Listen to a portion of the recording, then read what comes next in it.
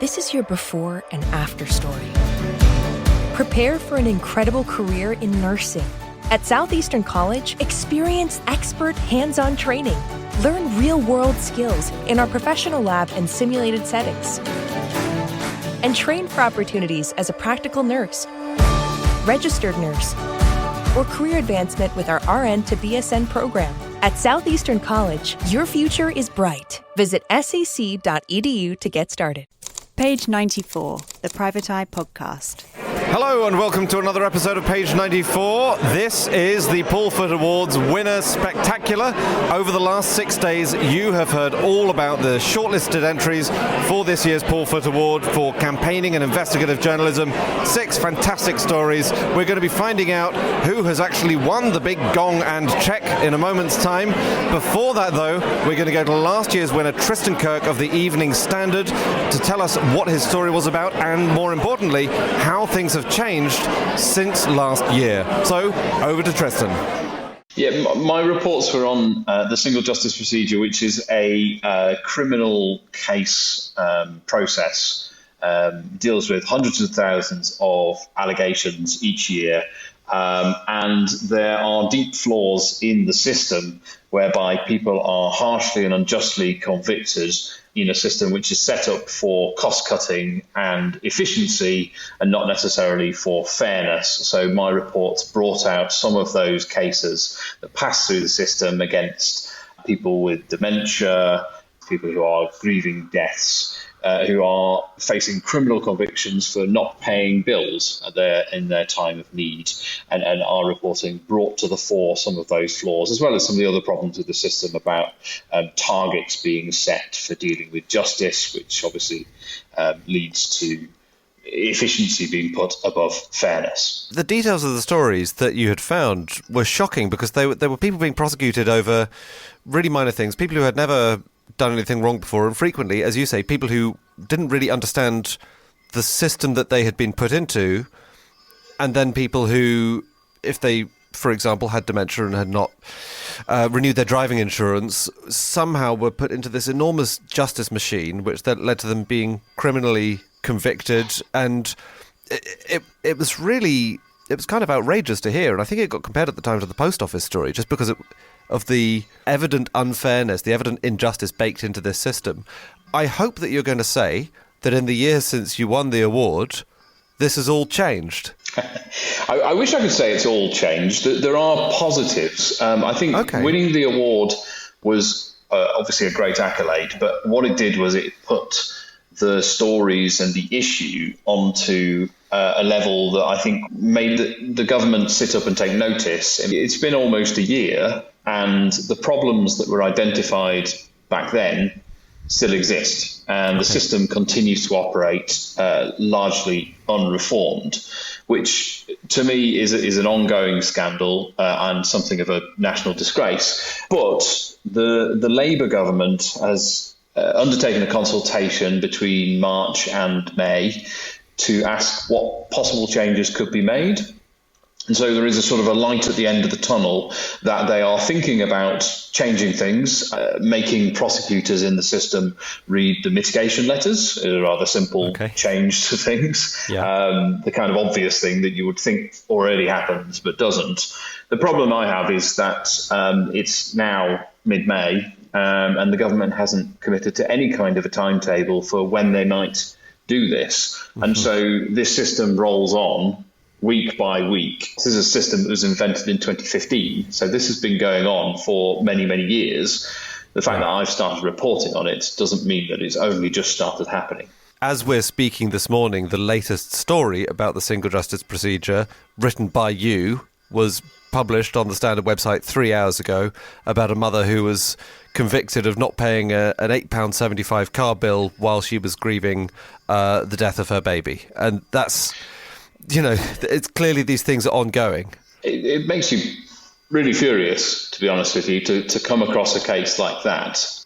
In the summer last year, I looked into a case jointly with ITV News, who went down to speak to her, of a mother who had lost her baby in tragic circumstances.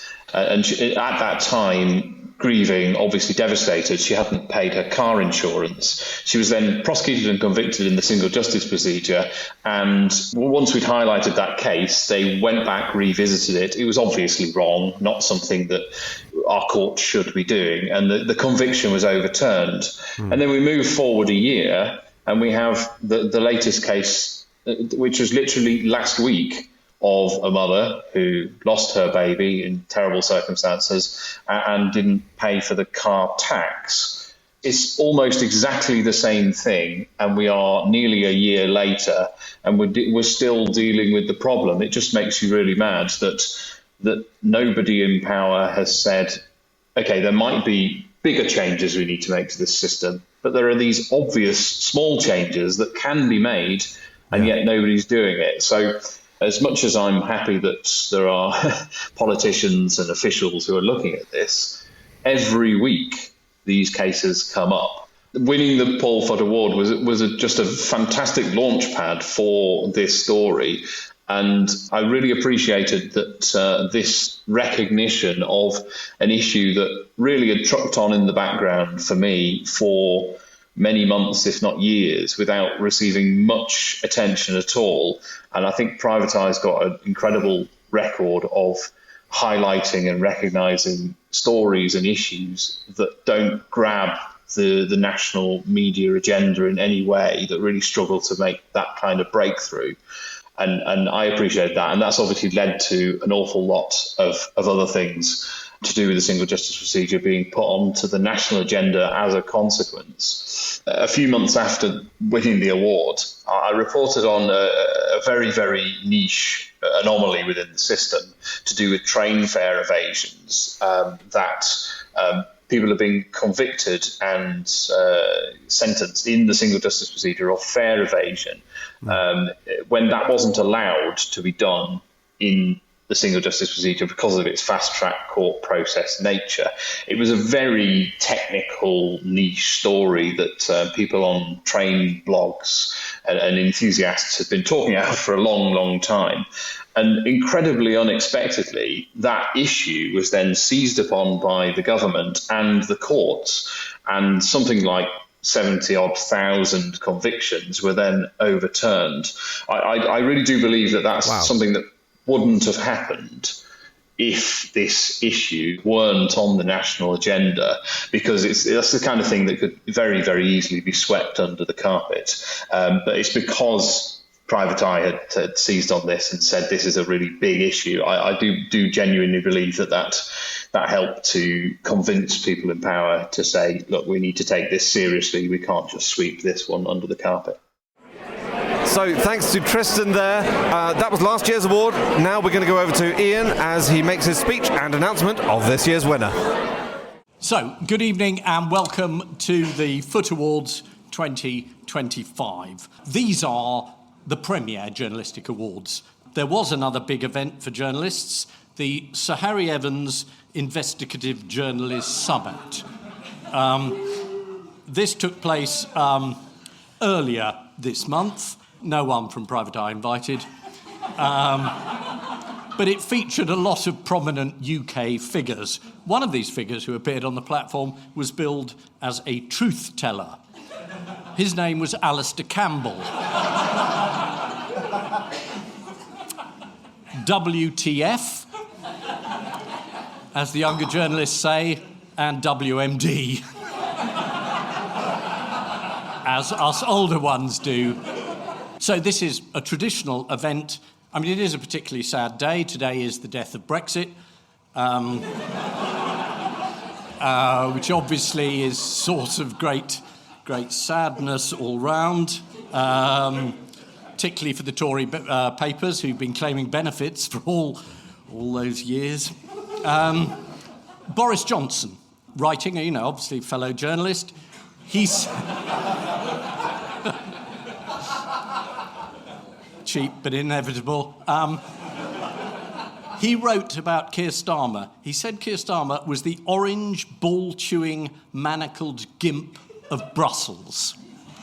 And we always tell young journalists, write about what you know. I mean, some of you will remember that a lot of Tory MPs were actually found with orange balls in manacles at various stages of the last government. Anyway, it's slightly odd for the Mail to actually run that. I mean, it's a family newspaper, the Mail. I mean, it's the Rothermere family newspaper, but I think maybe they think the word non-dom is some sort of S&M thing. Anyway, the Foot Awards are 20 years old, like a fine old port, or a really rotten new free port like Teesside. In the olden days, I just wanted to give a bit of history. This event was co-funded by The Guardian.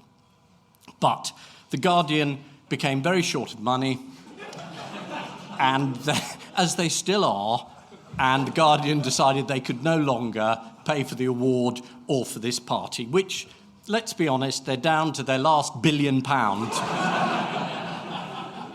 in the holding fund. So, it's no wonder they had to sell off The Observer. They've sold it to a company called Tortoise, which you all know, named after Aesop's fable of the tortoise and the harebrained scheme to run a Sunday paper. I always say at this event, I find it very cheering, and I always say journalism is alive and well. And I feel a bit like Joe Biden's PR team. No, he's fine. He's fine. No, he's very well. He's fine. Really kicking, strong, tough. But I do mean it. I do genuinely believe it. And every year I get inspired by the entries for these awards. And this award is named after Paul Foot. Paul was an absolutely extraordinary man and a brilliant journalist. It is extraordinary to think about Paul and his legacy going on. I mean, there are 2 documentaries about Lockerbie now, and his first special, The Flight from Justice. I mean, Paul followed that story, and we're still following it today. He was one of the first to write about the infected blood scandal decades ago, and you watch a protest going on now. Someone wrote to me about Han Ratty. God, 1960s miscarriage. Someone still wants to rectify that. He wrote about the Birmingham 6, the Guildford 4, Death on the Rock, the Piper Alpha disaster, the Scott Report, and so many more. Paul was always, A, a brilliant journalist, but B, he did it with a lightness of touch. I was looking it up, and I found he had actually done the joke about privatisation in the health service the first time, and the headline was, "The NHS safe is in my hands." I mean, that was 25 years ago. I mean, this event still convinces me that there are real people out there writing really good stories that matter. And we have a long list of 10, The Times, The Guardian, Liverpool Post, Liberty, Open Democracy, London Centric, proving we're not, Reuters Institute, nothing from the Mail this year. I was hoping for a joint entry. The Mail on Sunday, their Let Be Is Innocent campaign. And the Mail podcast, Killer Nurse Coming to Get You.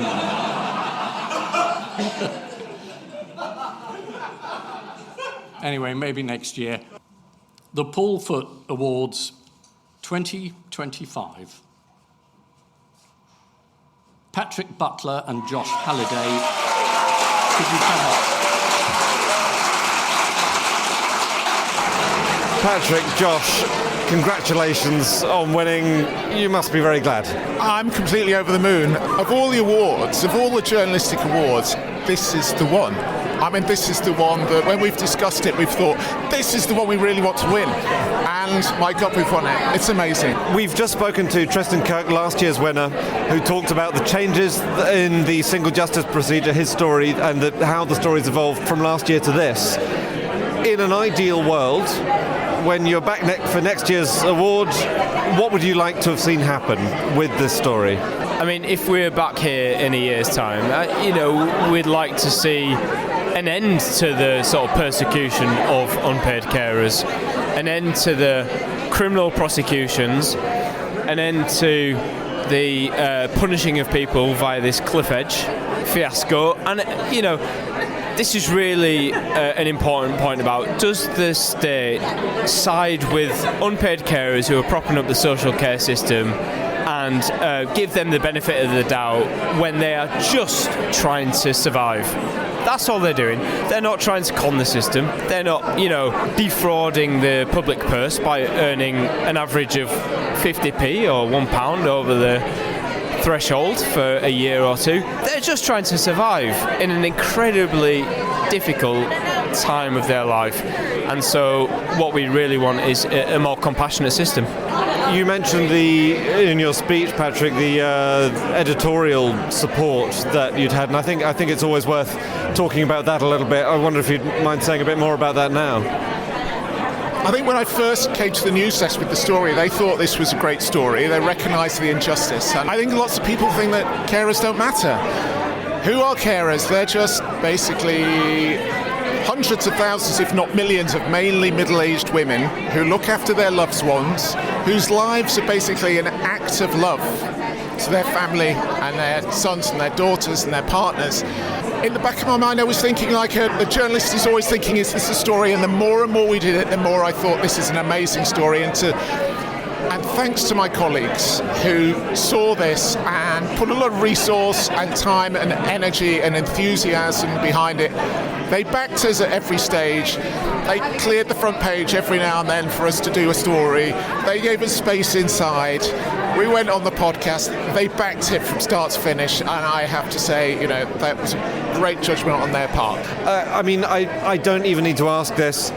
Is there more to come on this story? Are you working on whatever's next in terms of the carers allowance scandal? Yeah, we're absolutely focused on this, dead set. What has been shown by previous Paul Foot winners is that you just got to hold your nerve. And all of those shortlisted tonight have held their nerve against official denial, official obfuscation, and, that doesn't put us off. We'll keep going.